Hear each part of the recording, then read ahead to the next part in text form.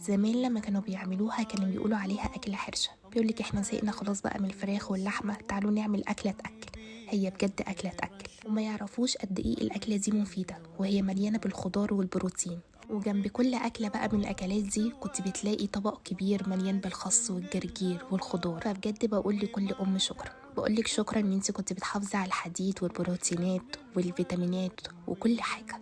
بجد بقولك شكرا ان انت كنت بتستعملي معلقه زيت على معلقه سمنه وتعملي لنا احلى اكل في الدنيا، وكنتي خالص بعيد عن المقليات، وكنتوا بتمنعونا من اكل الشارع، وكنتوا بتقولوا لنا لا بلاش اكل بره، ده حتى الفطير والمخبوزات كنتوا بتمنعونا منه. كان اهم حاجه عندكم ان التلاجة تكون مليانه بالخضار ومليانه بالبيض واللبن، اللبن اللي هو اللي يجي من عند اللبان اللي هو بيسموه دلوقتي الحليب. زمان ما كانش يعرفوا المجمدات ولا المعلبات، كان بالنسبه لهم دي حاجه مستحيله تيجي، وكانوا بيجيبوا الحاجه فريش وطبيعي 100%، ويغسلوها كويس جدا ويعقموها. فانا بقول لكل ام دلوقتي وبقول لنفسي كمان، هنحاول نتعب شويه عشان ولادنا، ناكلهم اكل صحي وبعيد بقى عن المقليات والمعلبات والمخبوزات، او دلوقتي الكوبايات اللي بيتحط عليها ميه سخنه وتتاكل. بجد دي خطر قوي على الولاد، حاولوا تمنعوهم منها زي ما اهالينا ربونا وعلمونا زمان ان احنا الاكل الشارع ده حاجه مستحيله وتبقى مره او مرتين في السنه كلها. رجعوا اكل زمان وذكريات زمان، مفيش احلى منها.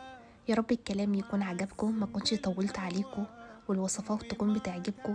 اشوفكم بخير الفيديو الجاي، سلام عليكم.